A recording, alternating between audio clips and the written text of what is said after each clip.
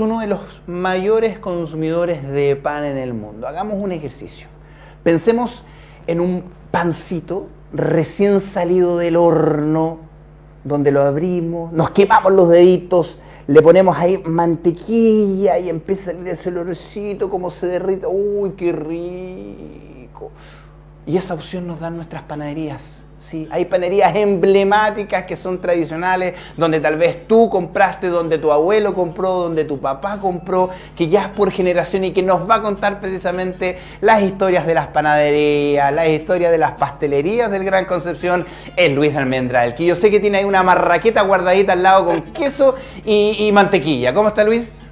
Muy bien, Luis, ¿cómo estás? Buenos días, partiendo esta nueva semana, este nuevo también horario, con este tema tan rico y delicioso que son justamente las panaderías y las pastelerías de Concepción. Somos buenos para el pan, ese es un hecho en nuestro país. Absolutamente. Somos muy buenos para el pan. Hay que hacerlo con responsabilidad, claramente, pero por no decir el 100% del chileno destina sus lucas para ir a comprar pan, ya sea en la mañana para el desayuno o en la tarde para la once, pero las panaderías también han sido un lugar de encuentro. Yo recuerdo y le mando un gran saludo a toda la generación de la panadería española de Chillán, donde íbamos a comprar ahí, mi papá me mandaba a comprar las dobladitas que le encantaban, esas, sabíamos a la hora que salía el pancito calentito también para ir a comprarlo, después llegar a la casa y ponerle la mantequilla. Claro, ¿no? Y las panaderías son lugares de encuentro, como bien dices tú, son hitos urbanos, o sea, hay barrios que se han configurado en torno a panaderías. Y la panadería pasa a ser un centro importante, casi como una plaza, o un cine, o un edificio de esas características. Para mucha gente es muy importante porque el pan es esencial. Históricamente ha sido esencial en la dieta humana en general, y los lugares donde se produce el pan, donde se vende, también han sido relevantes dentro de la historia local, por supuesto. Y con usted vamos a repasar la historia y vamos a comenzar con la panadería Suyet, fundada en 1910. ¿Dije bien su nombre? Sí, panadería Suyet, ¿cierto? Una de las panaderías, no fue la primera, por supuesto. O sea, la producción de pan en Concepción ya se arrastraba algunos años antes, pero la singularidad de panadería Suyet es el edificio gigantesco que tuvo, ubicado en la esquina de Rosas con Rengo. Estamos hablando de una panadería que se construyó en un sector industrial de Concepción. Estamos hablando de, entre comillas, la periferia, cuando siempre hemos dicho eso, que ya ha pasado Carrera, era como otra realidad. Todo ese sector de las calles como Rosas, Eras, Bulnes, hacia el poniente, estaban llenas de industria, fundiciones, fábricas de diferentes insumos, por supuesto, y también panaderías de este tipo, como por ejemplo Suyet. Suyet era un edificio gigantesco, la obra estuvo presente por mucho tiempo, hasta antes del terremoto del 2010, que lamentablemente todos sabemos que después del terremoto se tuvo que demoler la que quedaba de la panadería. Oye, Luis, y era un edificio gigantesco, donde también había un molino propio, eso. Tenían caballerizas. Eso te quería preguntar, porque hay dos tipos de panadería, pues la que le compra el pan a otra panadería y quien hace el pancito. Aquí hacían de todo, incluso tenían el molino, como dices tú. Claro, hacían literalmente de todo. Y ojo, también es un tema importante, los molinos. Concepción y casi toda nuestra provincia en general estuvo llena de molinos. O sea, hoy en día nosotros asociamos eso ya a comunas del interior, del interior, como por ejemplo, no sé, lo ocurrió con los molinos de Mulchen, cerca de Goyipulli también, que fueron muy famosos. Pero también en Concepción hubo varios molinos. Ahí en Avenida, por ejemplo, lo que actualmente es Padre Hurtado, esquina Eras, estaba el molino Williamson Balfour, Santa Rosa, molino en Globo, conocido también posteriormente, el cual lamentablemente todos sabemos que lo demolieron para hacer un set de 5 insípidas torres ahí en ese lugar, pero que claro, era un vestigio de lo que iba quedando en de esta historia más bien asociada a la producción de trigo. ¿Quién no durmió en una sábana molino alguna vez? Sabes que eso yo lo he escuchado bastante en las crónicas antiguas. No, no me diga que usted nunca durmió en una sábana molino. No. Pero Luis, debo decir que no. Y a veces uno pero lo he leído bastante, sí, en varias crónicas. A mí me contaban. ¿Qué ha hecho la gente, fíjate, en las páginas? Yo en algún momento dormí en una sábana molino, pero me contaba obviamente mis familiares que, claro, era la única opción. De hecho, alguna vez conversamos también de que los mismos molinos sacaban estos sacos entendiendo que se ocupaban para hacer ropa, que lo sacaron con algunos diseños también. Bueno, pero esa marca molino, esa sábana blanca, queda pegada de repente en algún momento en la espalda y que hay ahí con un tatuaje el molino, me contaban mis tíos, mis tías. Oye, y bueno, y el tema de los molinos era bien interesante porque la panadería Suyet, además de ese tipo de instalaciones tan básicas para la producción de harina y por supuesto del pan, también tenía otras cosas bien interesantes, que era la caballeriza interior, por ejemplo. Estamos hablando de una época en la cual no habían camiones, como lo conocemos hoy. Por lo tanto, para trasladar el pan, porque ojo, estas panaderías gigantescas tenían la singularidad de que proveían de pan a otros almacenes, claro, hoteles, por supuesto, y edificios comerciales.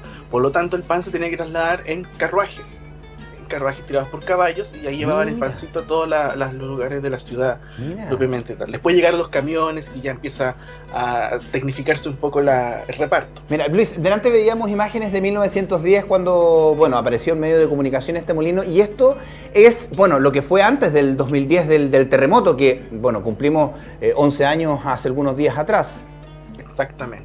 Exactamente, la foto de la derecha la saqué yo el año 2008, de hecho, y ahí se alcanza a ver la parte del edificio fabril propiamente tal, porque un poquito hacia la derecha estaba el edificio del local comercial en sí. ¿Dónde le vendían? Donde se vendía, justamente. Y si te das cuenta, Luis, fíjate la forma del edificio. Tiene arcos, tiene unas ventanas muy antiguas, tiene detalles de fierro, se ve el ladrillo. Es una cosa realmente impresionante la belleza que tenía este edificio para ser también de un corte casi industrial. Originalmente tenía una gran chimenea que se ve en la fotografía de los años 80, que está a la izquierda, donde la gran chimenea de la panadería Suyet. Entonces estamos hablando de un complejo casi industrial ubicado frente al Cerro Amarillo, por supuesto, y dedicado a la producción de pan. Ya me acordé de ese edificio que comentas tú. Oye, a propósito, mandarle un gran abrazo a todos los panaderos, a las panaderas que se levantan al alba para tenernos el pan calentito en la mañana. Sí, aquí tenemos muy buenos panaderos en la ciudad y hay una historia que sigue construyéndose también en torno a la producción de pan. Vamos a la confitería y pastelería Palet también, acá en la Plaza Independencia, con mucha historia, por supuesto. Yo creo que muchos cumpleaños han pasado por ahí. Exactamente, cumpleaños, veladas, festividades, etcétera. Palet, así como hablamos del pan, también las pastelerías han sido importantes a lo largo del tiempo, por supuesto. Y la confitería Palet era muy famosa por los pasteles y todas las delicias que ofrecía en su salón de té, el tea room del Palet, justamente. Estamos hablando de una época en la cual los salones de té eran algo importante, más aún en un emplazamiento frente a la Plaza Independencia, o sea, por supuesto. Estamos hablando de un local abierto en 1906, lo que estamos viendo en la imagen, ese fue el local original de la confitería y pastelería Palet, el cual fue demolido, transformado completamente en 1931 con un local mucho más moderno, y actualmente se encuentra el edificio Palet, con la galería del mismo nombre, frente a la Plaza Independencia. Era parte de las dinámicas de las antiguas pastelerías también. Estaba el salón de té Piera, por ejemplo, ubicado en el Portal Cruz, y ya estamos hablando ya de otro tipo de local. También vendían pan, de hecho yo vi unas publicidades donde hablaban de las famosas ayuyas que vendía Palet, que eran bastante deliciosas al parecer. No, qué rico, ya me dio hambre. Y aquí vemos una un poquito más avanzada ya en su interior, ¿no? Exactamente, para que vean cómo eran también los almacenes de la época. Esto es en la parte, digamos, la sala de ventas de Palet. No son los salones de té propiamente tal, que estaban quizás al fondo. Nunca he visto un plano, bueno, jamás lo voy a ver, yo creo, de cómo era Palet en su interior, pero sí aquí podemos ver la decoración y lo rico que tenían los diseños dentro de estos locales comerciales. Notable, no, pero yo tengo que hacerle mención honrosa porque me van a perdonar, pero no hay pastel más rico para mí que los de la pastelería San Diego en Chillán. Increíble. Increíble, pasando el dato. Toda una vida comiendo esos pasteles, pero increíbles, de verdad son exquisitos, porque pasan a ser estas pastelerías parte de nuestra vida. ¿Por qué te ponía el ejemplo? Además, por supuesto, de contarle que me encantan esos pasteles. Porque ahí, bueno, mis hermanas, mis papás, mis sobrinos, cumpleaños, torta de ahí. Santo, pasteles de ahí. O sea, también se genera una relación con quienes trabajan ahí, porque, por ejemplo, mi papá lo conocen todas las generaciones que han pasado por ahí. Eso que hoy día se ha perdido también, ¿o no? Ese día a día, esa relación, esa generación también que se va pasando, o locales que se van pasando de generación en generación. Exactamente, hay un tema de tradición, hay un tema de memoria, por supuesto, también, que va creciendo con el tiempo. Y eso que tú dices, que algunas preparaciones son recordadas por la gente, claro, o sea, mucha gente escribe, comenta, de hecho, en el Instagram han comentado bastante sobre la panadería Suyet, gente que alcanzó a comprar chocosos, pan de diferentes tipos. Entonces hay una historia que se construye, hay un recuerdo que queda presente. Sí, porque esos desayunos, en familia, esos cumpleaños en familia, en torno a un pastel, en torno a un pan, son parte de nuestro patrimonio. Y eso es lo que hoy día tampoco se ha respetado porque se ha confundido mucho, y ya lo hemos conversado contigo, lo que significa el patrimonio local. Exactamente, sí. Totalmente. Sigamos revisando, Luis, por supuesto, hay también, anuncios, hay también publicidades que salen en torno a todo esto, porque es parte importante también de los negocios. Claramente, esta publicidad la quise compartir, apareció en el diario El Sur el año 1920, es de la panadería tripolitana. Entonces es bien interesante porque muestra una persona muy flaca, así ya desahuciada prácticamente, que sale antes de probarlo, y después sale este nuevo caballero rechoncho, digamos, rebosante ya después de probarlo, así como que este pan te puede recuperar y te puede hacer sentir muy bien. El pan de agua, pan de manteca, chocoso, marraqueta, está ubicado en Paikabí 974, o sea, donde está la remodelación Paikabí hoy en día prácticamente, y que es una panadería que, bueno, lamentablemente no existe, no hay fotografía alguna que nos pueda recordar, pero lo que tengo claro es que si bien esto de 1920, el lugar quedó como panadería por mucho tiempo, hasta antes de que la remodelación Paikabí se construyera. Mira, que da risa, pero también sí. uno va viendo cómo evoluciona también el concepto de la alimentación saludable. Exactamente. Sí, bueno, eso si uno ve las revistas antiguas, te puede encontrar con cada sorpresa de la manera en que comunicaban y hacían. Es que antes el concepto, bueno, todavía queda un poco más como para los campos. El concepto de salud está en ser gordito. Sí, justamente, pero son cosas que van cambiando, son cosas que se han malentendido, por supuesto, también. Hoy en día podemos hablar también de todo lo contrario, o sea, gente fanática que raya en lo mental ya, de que cree que no comiendo nada van a tener una mejor calidad de vida, y han habido problemas con eso mismo también. Entonces hay diferentes puntos en la balanza. ¿Cómo llegaste a este anuncio de la panadería tripolitana y también a la historia de la panadería tripolitana? Buscando, como siempre, revisando prensa, uno puede encontrar cosas maravillosas, sea revistas, sea diarios, y ahí uno también empieza a entender la historia asociada a los modos de vida, a los negocios. Una cosa lleva a la otra, básicamente. Qué bueno. No podemos entender la arquitectura sin hablar de los usos ni cómo se vivía en su momento. Y por eso es tan valioso también la interacción que tú tienes a través de tus redes sociales, donde te van sumando comentarios, historias, sí. Porque una cosa es un edificio, una cosa es un local y otra cosa es las historias que sucedieron, y eso es parte de nuestro patrimonio, y gracias hoy día a las redes sociales se van conociendo. Así que yo creo que hay que agradecer muchísimo a todas esas personas que van sumando, que van comentando, que van contando sus historias, porque volver a insistir, eso también es parte de nuestro patrimonio, las historias que se van tejiendo en torno a algún lugar, porque los lugares por sí solos no tienen mayor fuerza si es que no están relacionados con personas. Claro, exactamente. Y así también van cambiando las panaderías y aparecen nuevas pastelerías con el pasar del tiempo. Hay nuevos empresarios que abren locales diferentes, mucho más pequeños, ya no con la idea de hacer el tremendo establecimiento casi industrial, pero también adaptándose a los nuevos tiempos. O sea, por ejemplo, la arquitectura moderna. Todos sabemos lo que pasó en 1939 con el terremoto, ¿cierto? Cambió para siempre la historia de las ciudades de nuestra región, lo que actualmente es el Ñuble y Biobío. Pero también aparecen, por ejemplo, otras pastelerías nuevas, como Puyol, que abre su primer gran local en Barros Arana, entre Colo Colo y Aníbal Pinto, en un moderno edificio de la arquitecta Luz Sobrino, primera mujer arquitecta de Concepción, y que desarrolla esta obra tan interesante con balcones curvos y cosas de ese tipo en 6 niveles, y el primer piso comercial. Y ahí es donde se instaló Puyol, con un salón, una pastelería y un salón de té, bien interesante también. Y eso tiene como verde, como lo que hoy día es de plástico básicamente todo lo que tratan de decorar en verde, pero esto es como eso, ¿no? ¿O me estoy confundiendo con la fotografía un poquito más pixelada? Es que la fotografía está súper pixelada, porque lamentablemente no hay una fotografía nítida del antiguo local, es lo que hay, lamentablemente. Que fue publicada en el libro Municipios de Concepción de 1946. Pero básicamente es un acceso lo que se ve oscuro, vendría siendo la parte interior, y algo se alcanza a ver de las vitrinas curvas que estaban hacia la calle, que era, digamos, el acceso a la pastelería y en Pujol, propiamente tal. Mira, qué bonito eso también, recordar esos momentos que, bueno, hoy día gracias a las fotografías quedan, así que también hay que resguardar mucho las fotografías hoy día que están en los celulares, en los computadores, para no perder ese hilo, po. Exactamente, sí, eso es cierto.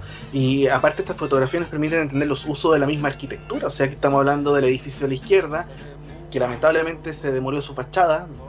Ahora hay una tienda que vende insumos de casa y cosas de ese tipo, pero la fotografía nos permite entender el valor que tuvo ese edificio en sus inicios, y más encima podemos decir que en el primer piso estuvo ubicado Pujol, con un local que vendía pasteles y cosas ricas. Entonces ahí tú vas construyendo la historia más allá de la arquitectura, a partir de los usos que tuvo el mismo edificio. Viajemos en el tiempo, vámonos a 1947, a la panadería americana.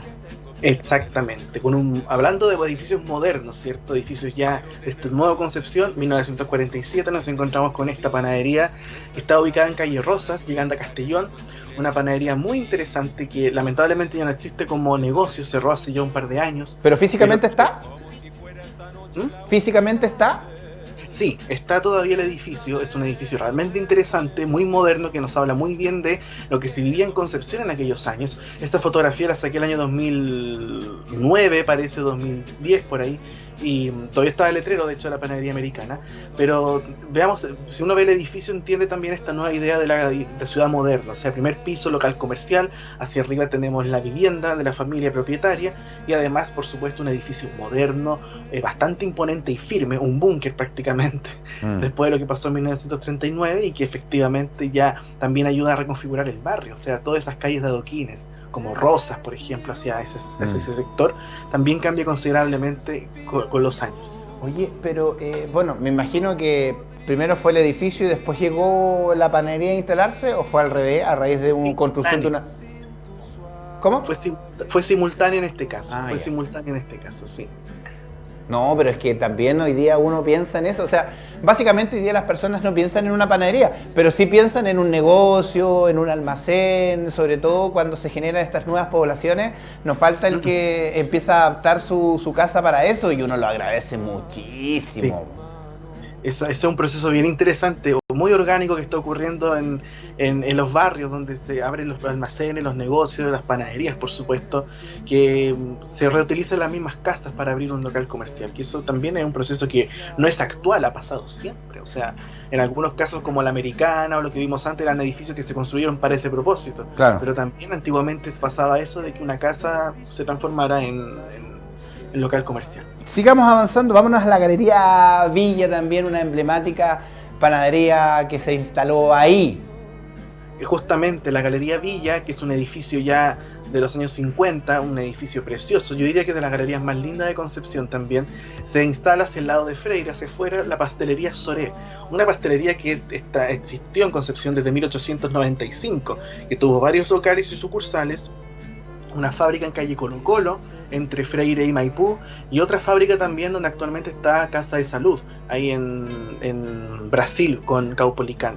Es bien interesante la historia de Soré porque también es parte importante de la historia del siglo XX en Concepción. Claro.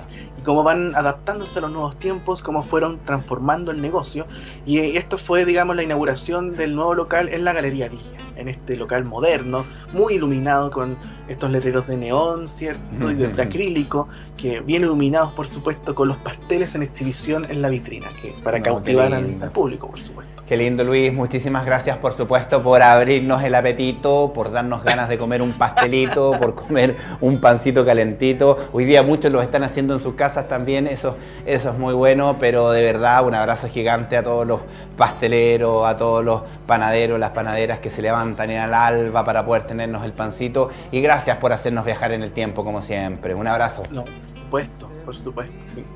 Te seguimos leyendo en tus redes sociales, ahí aparece la página, las redes sociales, para que se vayan sumando historias y fotografías también, po. Exactamente, sí. Pueden seguir revisando, hay muchas más panaderías. Piensen que en Barrio Norte el año 65 se abrió, por ejemplo, la panadería La Pampa, que después se conoció como Panadería Barrio Norte.